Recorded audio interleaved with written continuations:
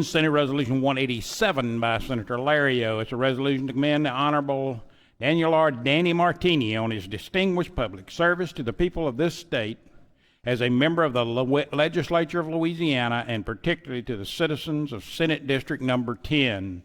Whereas Danny Martiny is a born leader, and because of his deep-rooted faith that can be evidenced daily, he is successful in enacting meaningful public policy for the benefit of all Louisianans. And whereas a graduate of Archbishop Runnell High School class of 1969, Senator Martiny went on to receive a Bachelor of Arts degree from Louisiana State University, a Juris Doctorate from Loyola University of Louisiana, Loyola University New Orleans College of Law.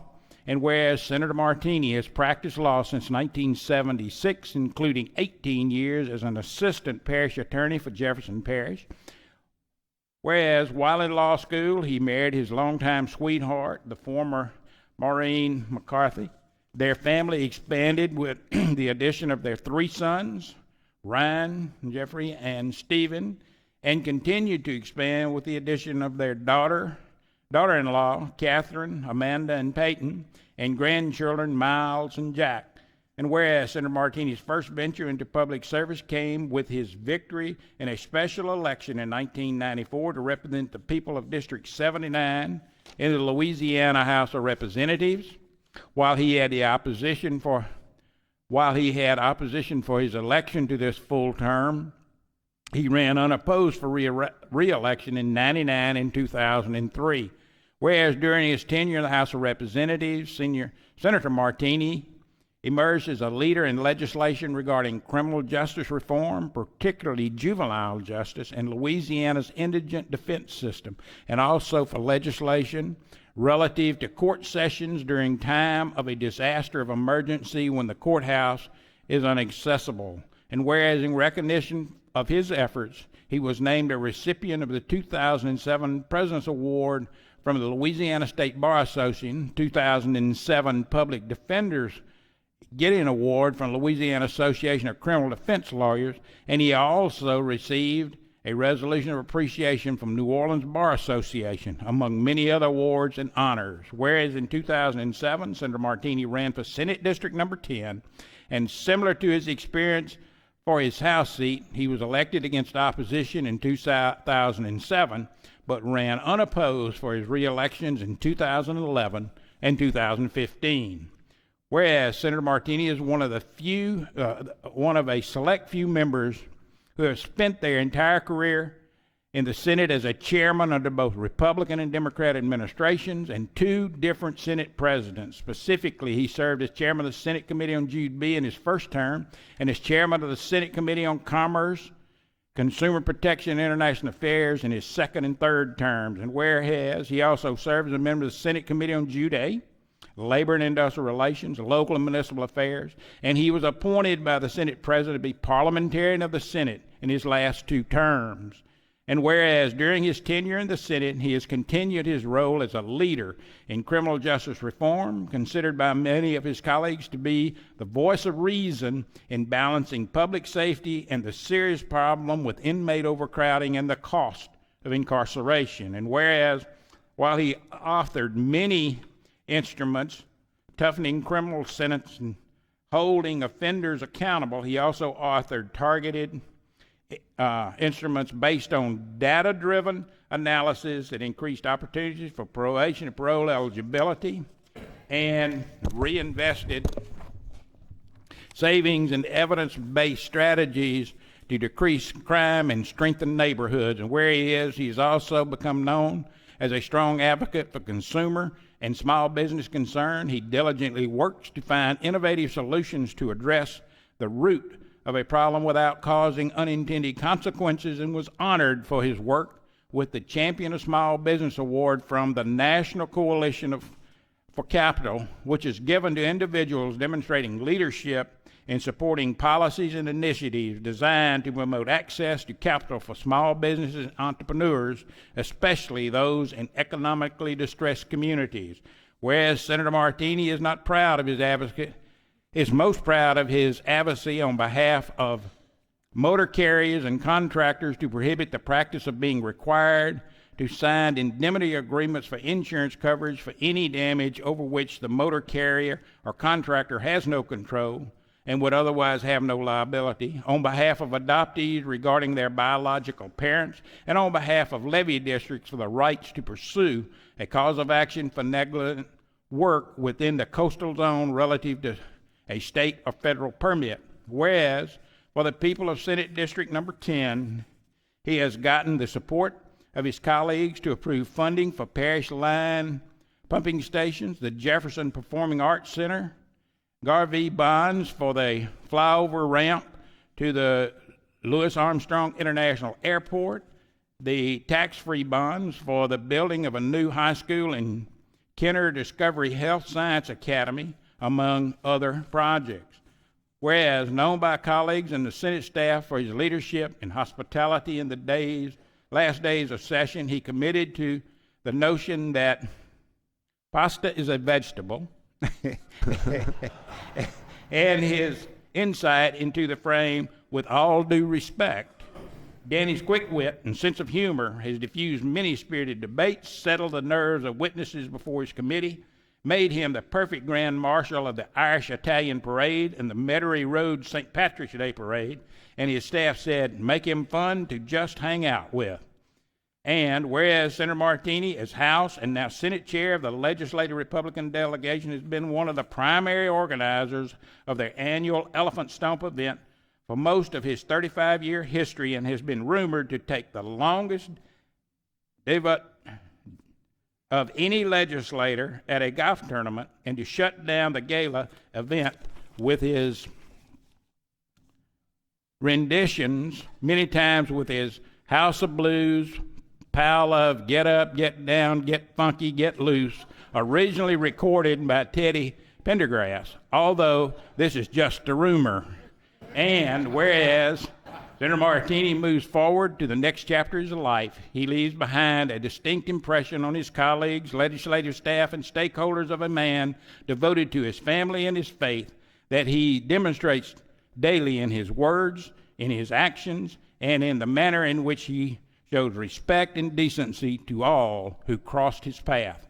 Whereas it is the level of respect and decency he routinely shows toward others that makes him a mentor to his colleagues and earns him the admiration of legislative staff, as it elevates the public debate and allows him to develop the diverse relationships necessary to accomplish sweeping public policy changes, making a positive difference for all Louisianans. Therefore, be it resolved that the Senate of Louisiana does hereby commend Senator Danny Martiny and does hereby offer its gratitude for his exceptional contributions as a member of the legislature, particularly during his incumbency with the Senate. And be it further resolved that the Senate of the Legislature of Louisiana does hereby extend to Senator Martiny its sincere wishes for success and happiness in all his future endeavors.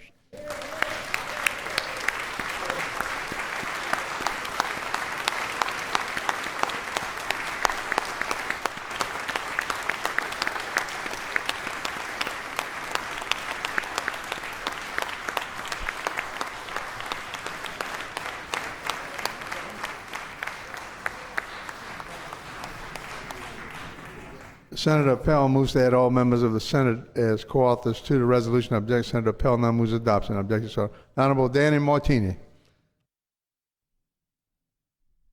Mr. Secretary, I was sending a text. Could you read that again? Because I'm not quite sure I did most of that stuff, but whoever wrote it, thank you very much. I don't know if y'all noticed, but I'm not having a very good day. A couple of weeks ago when they decided to do these farewell speeches, they gave me the date for doing it, and then they said, you're going to be fourth. And I said, Mr. President, everybody's going to be sleeping by the time I get up there. But so what I did was I talked to my longtime colleague back there, my dear friend, Blade Morris, who said, oh, don't worry about it, Danny. I don't even think I'm giving a speech. And if I do it, it might be 5 minutes. And don't worry, I'll probably have 3 or 4 people here, that's all, you know. So I trusted him, as I shouldn't have. And I figured Walsworth would probably be as boring as me, and my friend Gerald would get up and quote the Bible. So I said, well, let's get on with it. So last night, being the procrastinator that I am, I went to bed early, and I woke up at 4 o'clock and jotted down some neat things to say to you, and then got up pretty pumped up, went into appropriations and got rolled over by that bus. But I said, you know, I'm not gonna ruin this day. What I want, you know, I've got my notes, I've got everything done. I went and looked back at my farewell speech to the House, picked out a nice quote that I wanted to read. And then Gerald got up. Gerald Long, who, if he's in his sleep, is quoting the Bible. He knows every verse in the Bible, So what does he do? Which one is thou shalt not steal? Is that 6? He steals my quote.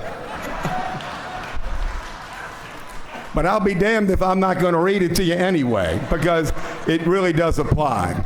My friend Gerald. So after getting rolled over by that bus, my friend Blade Marsh, who didn't want to get up, give a speech, he got up. And not only did he dance with his wife on the Senate floor, but he danced to my wife's favorite song. So now I'm being rolled over twice, and now I'm in the doghouse. So, Mr. President, at the appropriate time, I would ask that you suspend the rules to allow myself and Senator Walsworth to dance to Brown-Eyed Girl, which is Kathy Morris's favorite song. It's only fair. And I promise you I'll dust off the tire tracks from getting rolled over so much. Anyway, I thought what I would do, since I have, in my political life, every time I gave a speech, I left everybody in my family out of the speech, so I thought I would introduce them first. Here with us today is my wife Nina and my 3 sons Ryan, Jeffrey, and Stephen, who have been with me all through this ordeal.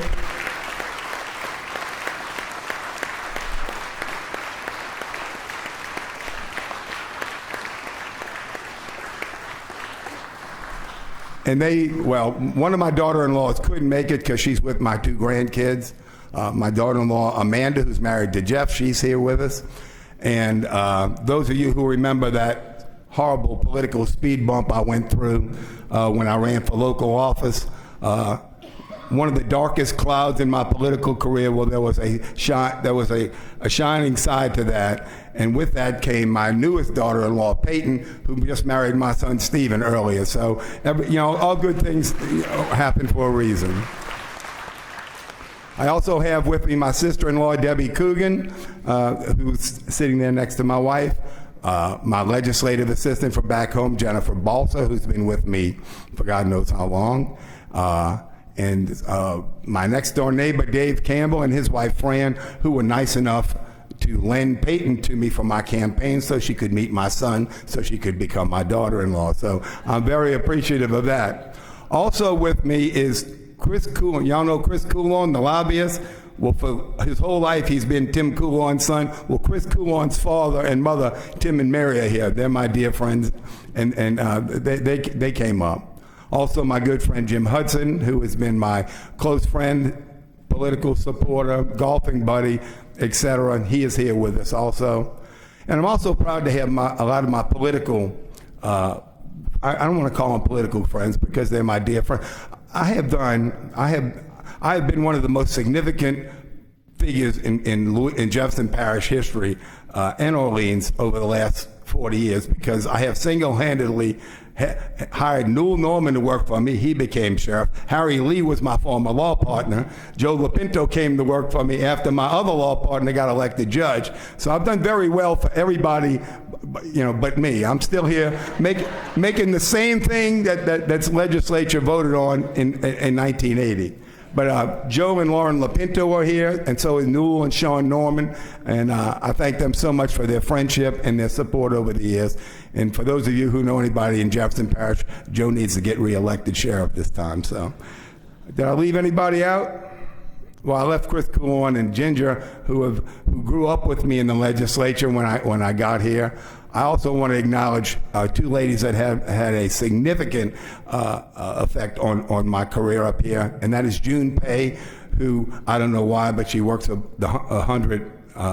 around 100 of us egotistic maniacs in the Republican delegation. She's the one. Contrary to what that resolution says, June is responsible for the elephant stomp, and she's responsible for raising a lot of money that has gone to elect good Republican candidates, much to the demise of the Democrats in this place. So, anyway, and Ruby Noble, who anybody who knows Ruby knows that the best run delegation office in the legislature is the Jefferson delegation, and Ruby has done that since I got here. Probably knows more than most legislators about everything. If you need something done, you talk to Ruby. So thank you all so much for your support, and I'm very appreciative. Now let me get out of the way. Two other people, I don't know that they're here. Did Michelle and Greg, are they here? No, that's Michelle and Stacy. And I'm going to get to them. Greg Riley and Michelle Fontenot, they were my two attorneys when I was chairman of criminal justice in the House. And I will tell you, I am so proud to see where they have gone over the years. Greg, it's kind of funny, they kind of leapfrogged each other. Greg got the job being Michelle's supervisor. Michelle looks like, or maybe Michelle got the job, and then Greg got to be her boss. Now it looks like, and I'm very hopeful that Michelle, she's been shadowing Butch Spear, and I hope she's the new clerk of the House. They are two fine individuals that come from fine families, and I look to them as if they are family to me. They are, and they are just really good people. So I wish they could be here, but I'm sure that they're probably over there listening to Speaker Barra's farewell speech. So anyway, I did want to acknowledge them.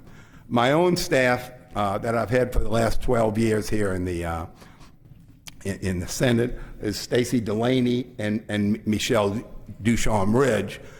Stacy has been with me all 12 years, and she has done a tremendous job organizing me, pointing me in the right direction.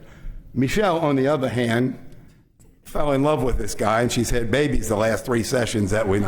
So, if nothing else, I pat myself on the back saying I think I made Michelle appreciate her husband. She went home. Hopefully, she's back here for the last week. But anyway, they are not only great employees, they are dear friends of mine.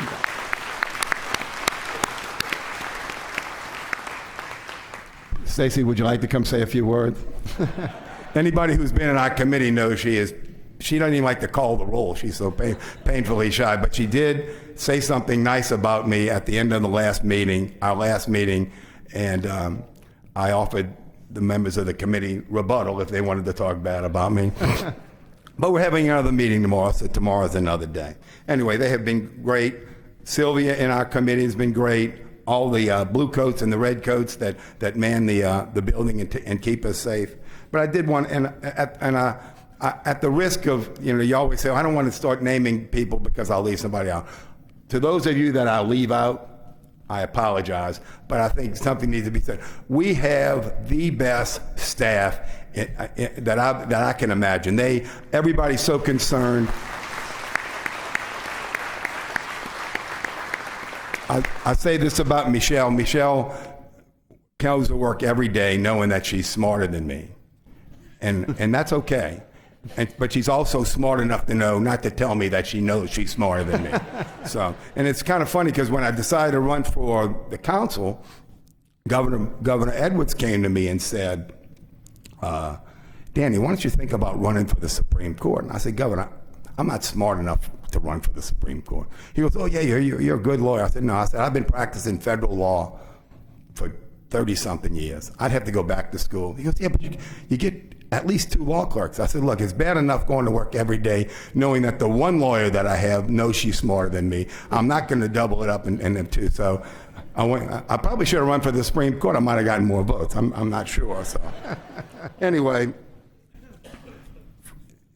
I mean, you can start and you just keep going. You know, the other lawyers here: Jerry Jones, Dawn Watson, Morgan, Xavier.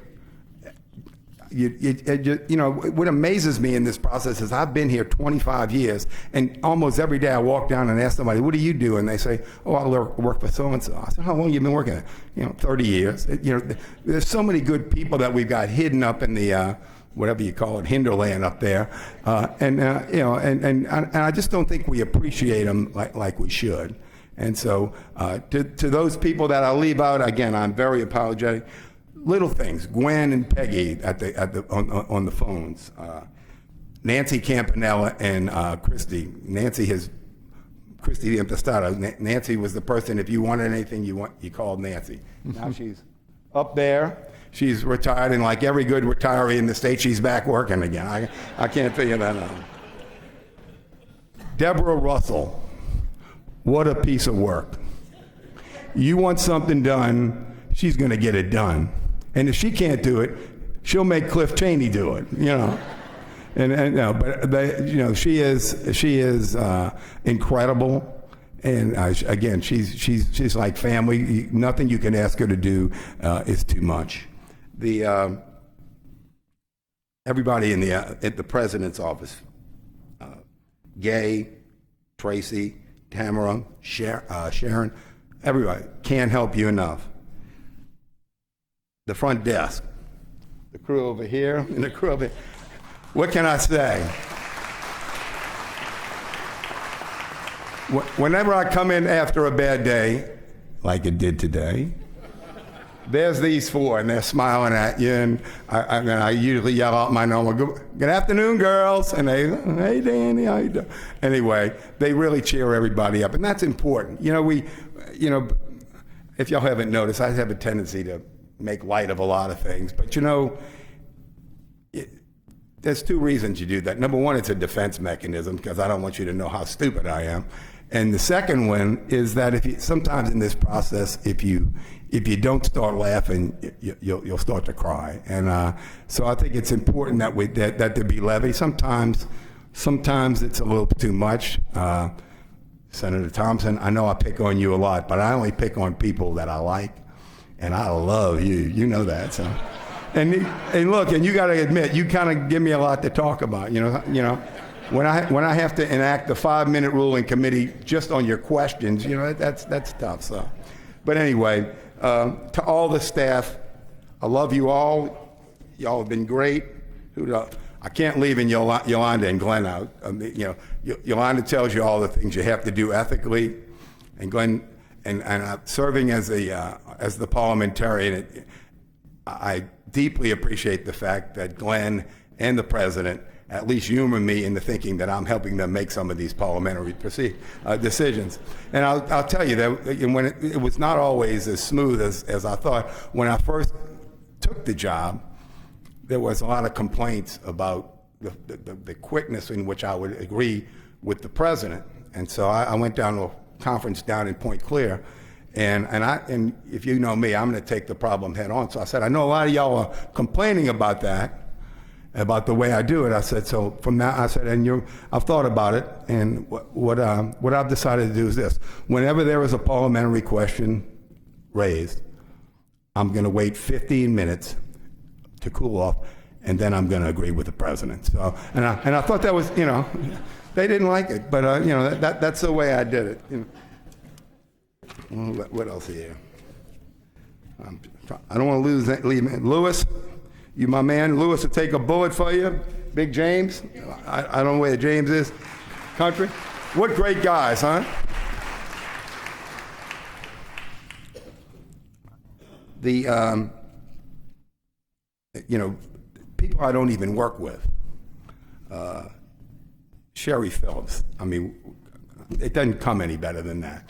You know, Bobby Hunter. You know, I haven't been on a money committee in the 25 years that I've been here, but I've always had the ability to go to people who know what's going on, and you know, Lenore Heavey. I mean, the list goes on and on with the talent that we have in here. And then just the ones that are just here being pleasant all the time that I don't really work with. Laurie Martinez, Susan Moraine, Sabrina Whitaker, who calls me Meatball, by the way. And I call her Whitaker. And she got that little twang to her, and it works out pretty good. Anyway, enough of that. If I left you out, I'm sorry. I apologize. I came here in 1994, and all 6'3" and 200. Wait, no. I'm sorry. I got that from Tommy Casanova's farewell speech. I'm sorry. Anyway, I had just been sent up here with a mandate from like 13% of my district who voted in that special election to come up here and make things change. And the first thing I did was I got sworn in at 5 o'clock. And don't you know that at 6 o'clock, Edwin Edwards came down and said he wasn't running anymore. So I took credit for that. I was very fortunate in that the speaker at that time took care of me. And actually, when I asked to be on certain committees, he said, if I put you on there, you're not going to get reelected. So I listened to him. So I just went about my business. And I think, Francis, you'll remember this, and John and Mr. President and Yvonne, that first year up there, nobody was better than me. Nobody. I never lost an argument. I mean, I was incredible. But I never passed a bill.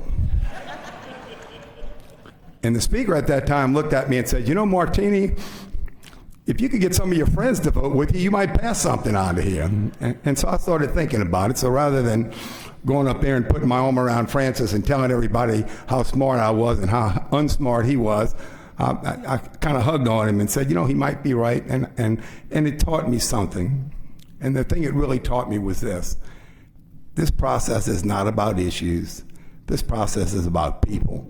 And I don't care how smart you are, and I don't care how well you understand the issues. If you don't understand people, if you're not a people person, you're not going to survive in this process. The example I use all the time, Leland Kenny. Leland Kenny was from Columbia. Leland Kenny and Danny Martiny had nothing in common. But because he was on my committee, and we'd go out and we'd have dinner and we'd talk, I learned that if I could figure out a way to include the lumber industry in my argument, I was getting Leland's vote. And I will tell you that with the ethics laws that we changed, and I'm not saying we should violate the ethics laws, a lot of that is no longer happens. And that's where you really get to know. I mean, I can sit here right now and know philosophically where you are. But if I'm going to dinner with you or going to functions and I know about your family and I know about, you know, what makes you tick, that's what gets you going, you know, and you know, and it's not so much about who you get to vote for you. You know, the thing that you really like is when somebody comes along and says, hey, Danny, I can't be with you, but I'm gonna sit at my desk and not say anything. And that says a lot. It basically tells you, hey, that's my friend. You know, I got kicked around appropriations today by a lot of people that I thought my friends, and I wasn't mad that I lost. I was really kind of more hurt that people that I had done a lot for, you know, I think went the other way. But you know, I'm not always right. Actually, once I thought I was wrong, but it turned out I was mistaken. But you know, anyway, another one of my great proudest moments was when I took on Bob Odom coincidentally, it was on Chinese crawfish. And I went down and I gave the greatest stump speech probably in the history of the state. It was so good. I walked back to my desk. I got standing ovation, 20 high fives, and 4 votes. And this was at a time when you could put your vote at the desk and tell him, hey, tell a speaker if he really needs to do this. So I went back to Mr. Odom, who I will tell you, he was a gracious winner, you know? And I went back there and I said, Commissioner, let me tell you something. I said, I kicked your butt all around this building, and I know you think you won, but if I needed, I had 2 more votes up at the desk. So. And he laughed, you know. But he was a good man, and he was out there doing what he thought was right, and unfortunately, he disagreed with me, and he got the votes, and I didn't, you know. Let's see, what else I'm doing? Okay. I would caution you that in the future, I would say this to you. I think, although I love this place, although if we didn't have term limits, I'd stay. I'd try to stay. I think it really is time for somebody like me to go. When I got here in '94, I was the lowest, if you want to call it ranking in seniority, Republican in a strongly Democratic House. So if you wanted to pass something, you better learn how to get along with people. And that, to me, I've always prided myself with that. And I know I think maybe some of you maybe call me a rhino at times. And you know what? I don't mind. I'm not a Republican in name only, but I like to consider myself a reasonable Republican. And I'm not afraid to take on tough issues. Although I've gotten a lot of phony awards, I always joke about the phony respect we get with this Mr. Chairman stuff and everything. But probably one of my proudest moments was when we did the anti-indemnity bill. And for those of you who weren't here, it basically said that, I guess for an example standpoint, if you had lawn service that went on Exxon's property and you were sitting there cutting the grass and one of the silos or something blew up over there, it said under the old law, if you were on the premises, you had signed an agreement saying that your insurance coverage could be considered. So we fought the truckers and all, and I was probably the most gratifying thing I got. The LMTA gave me an award, but they put out a magazine, and I think it's called On the Road or something like that, and on it was my picture, and it said Senator Danny Martiny, when the going gets tough, and to me that's what you look at. You know, that's the kind of, we get all, how many of us get people coming to you and giving you the Legislator of the Year award right before session, and along with their package that they want you to carry for them. So that to me was very gratifying, and I so appreciate that. Let's see.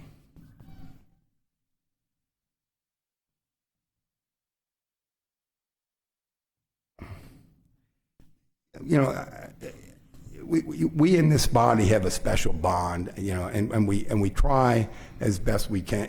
We fight, and I think the thing that distinguishes us from a lot of these, the public does not understand that I can fight with a Jim Fannin all day long and then go sit over at Hilario's and have crawfish with them. They don't understand the bond that we have. They don't understand that most of the public comes in here with one bill they're really interested in, and they don't understand.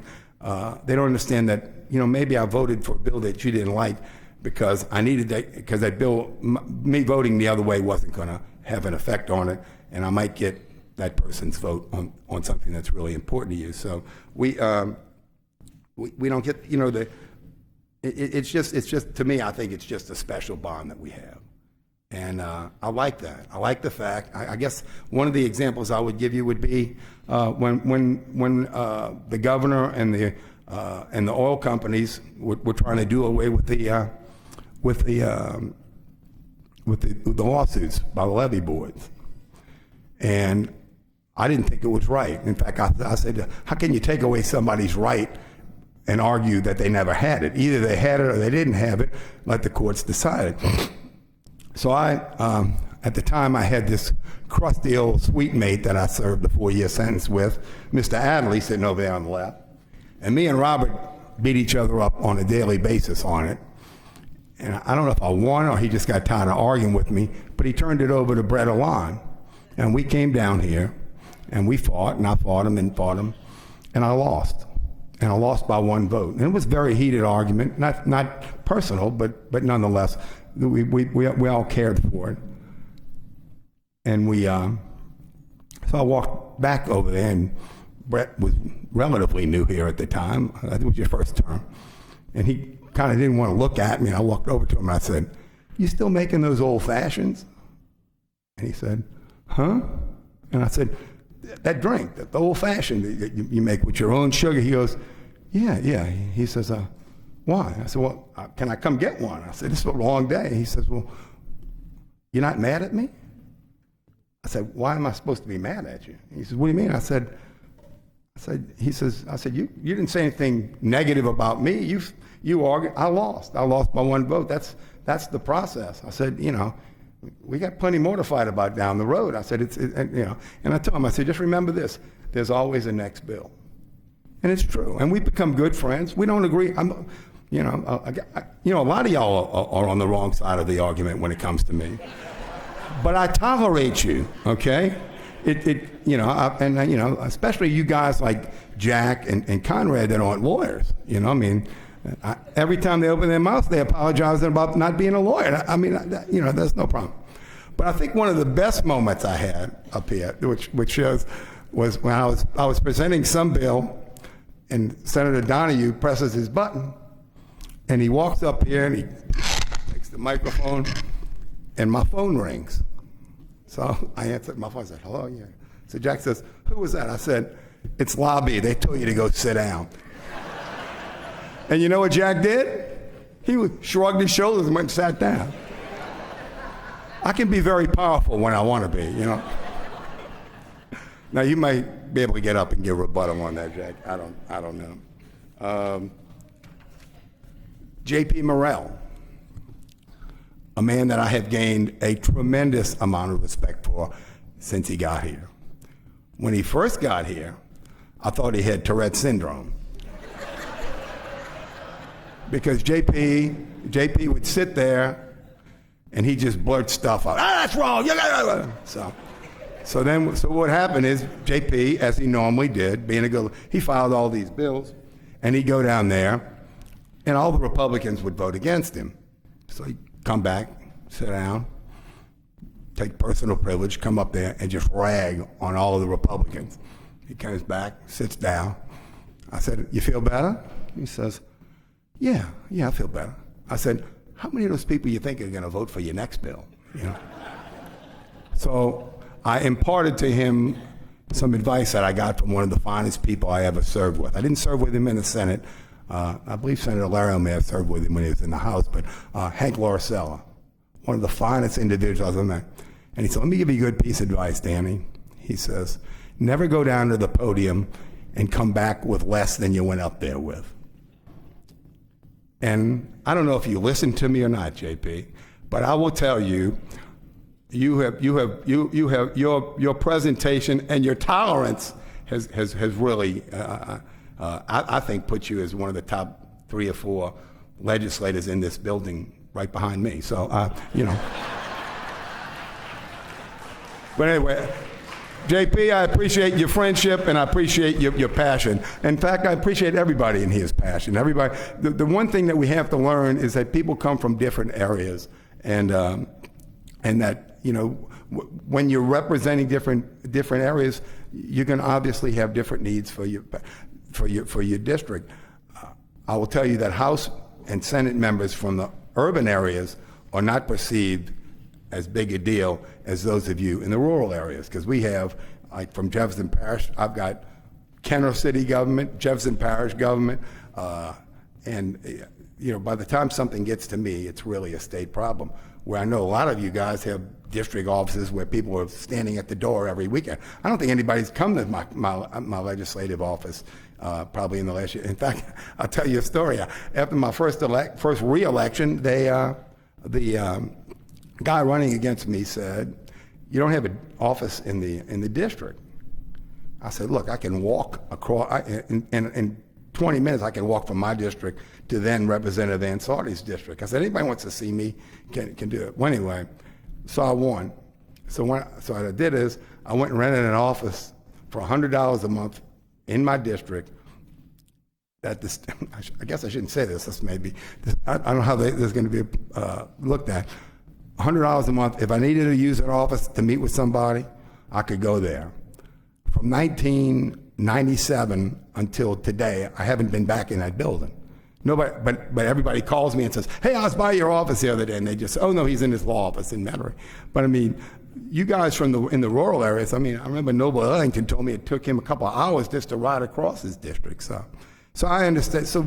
And that all goes along with what I was saying before. You really need to understand your colleagues. If you don't understand who they are and why they're voting a certain way, you'll never be a good legislator. The I talked about a couple of people. The last of which I will talk about is John Ilario. What an incredible individual. I am proud to say that he is my friend. I'm glad that he put me in positions where I could affect positive change here in the state. Of all the names you can call this man, the word leader, to me, is it. That's it. He's the smartest public official I've ever served with. But even as smart as he is, and as powerful as he is, he might be the most compassionate individual I've ever seen when it comes to people that don't have a voice in this process. So, Mr. President, it has been a great ride. But I would.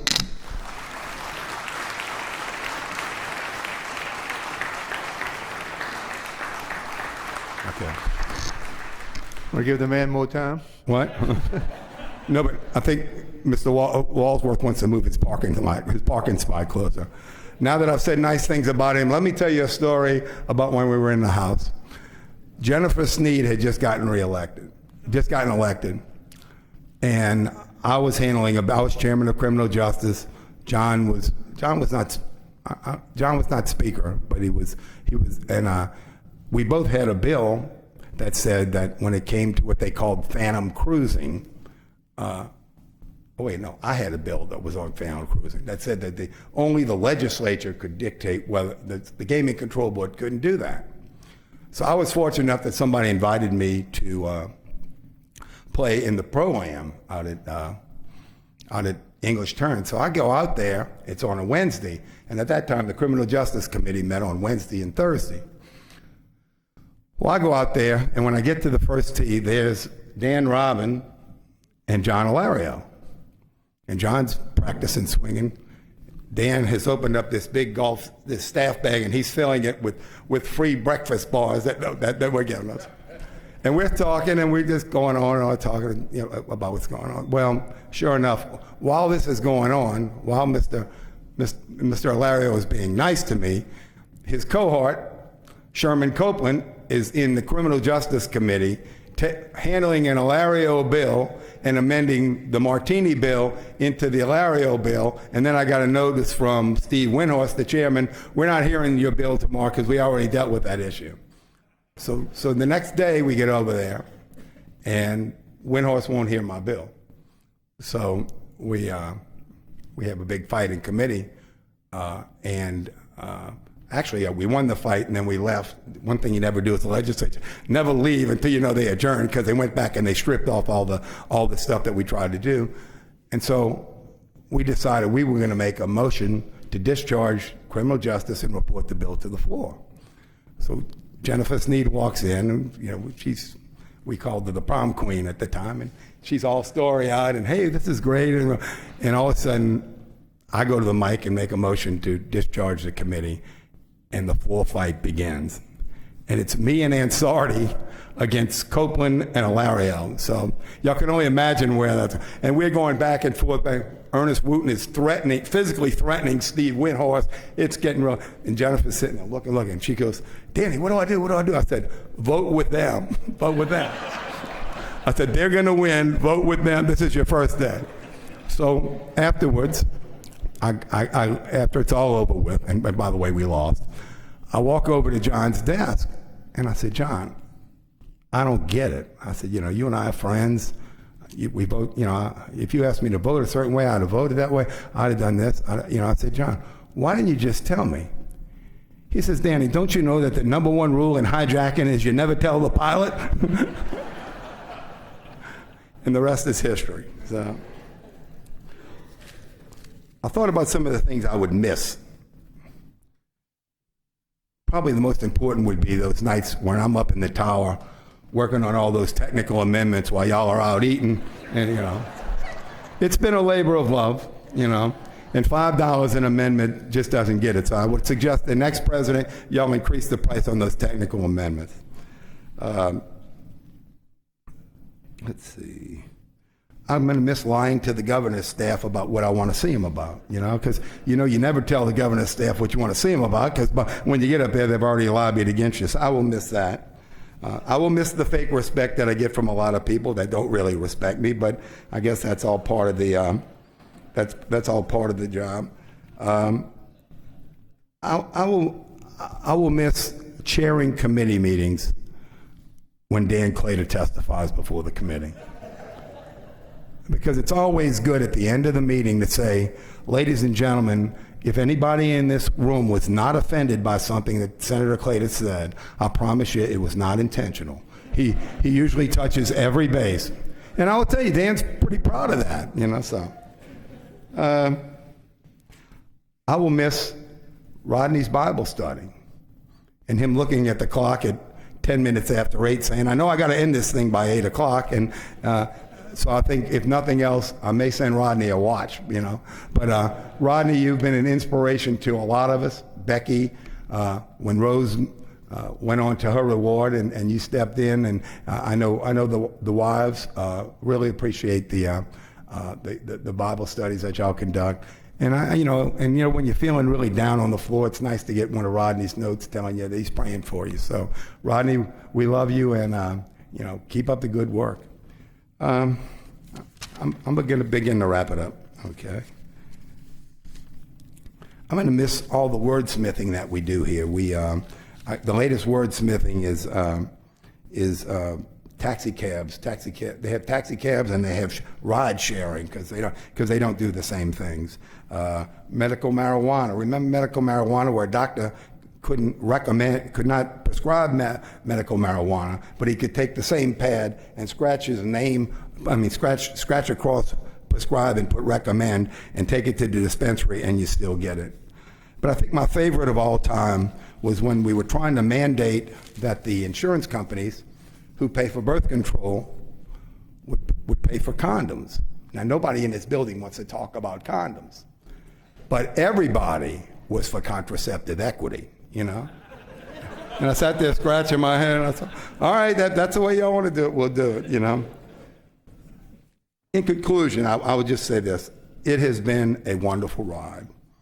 I've served under 5 governors, 4 speakers, 2 presidents.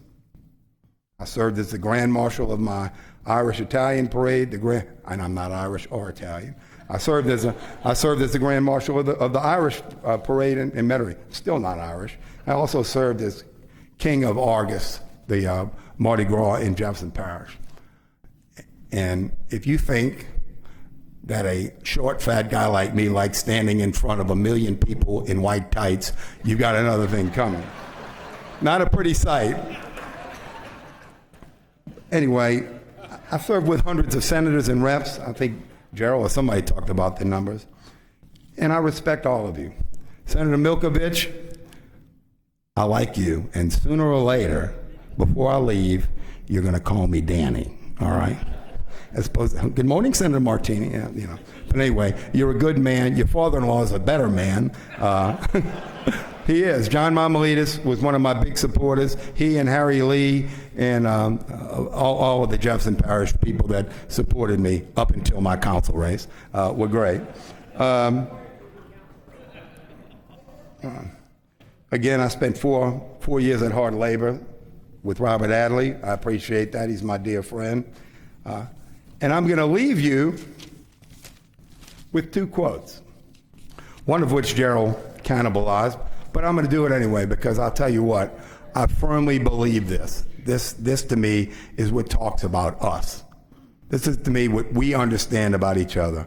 And it is, again, the man in the arena. It's not the critic who counts, not the man who points out how the strong man stumbles or where the doer of deeds could have done better.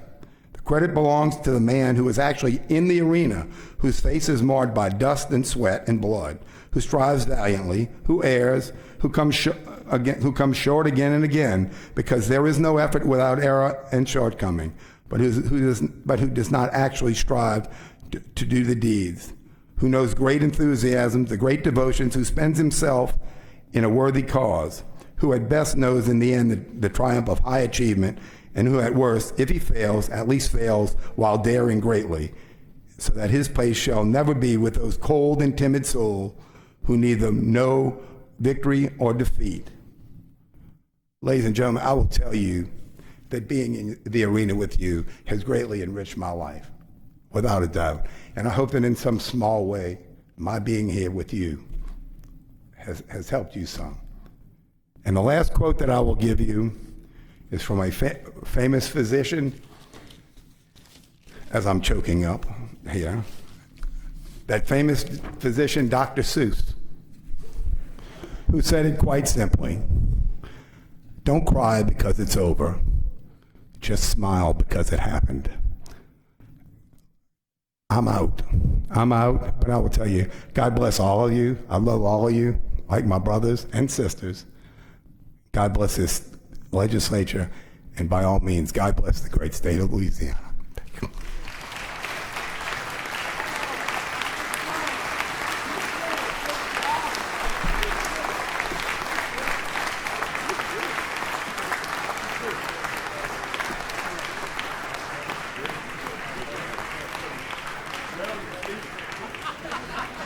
Home run, you rascal. This got a whole room full of Bibles, and he's quoting Theodore Roosevelt.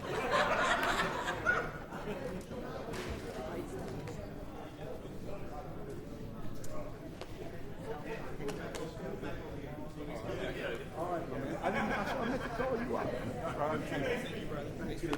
Appreciate all of you.